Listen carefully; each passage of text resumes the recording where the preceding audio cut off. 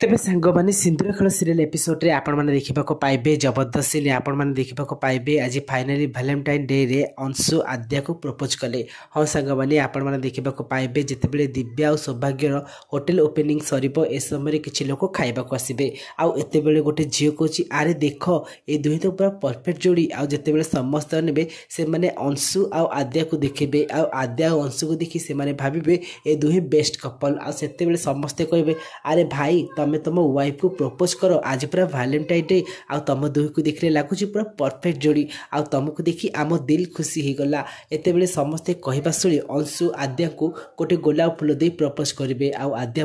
ग्रहण करेंगे जहाँ देखी दिव्या आ सौभाग्य खुशी हेबे। ते फ्रेंड्स आपण मानको कौन लगुच आज अंशु जो दिव्या को प्रपोज कले माने आद्या को प्रपोज कले आपन को केते खुशी लगिला कमेंट करी लिखि जणाइबे।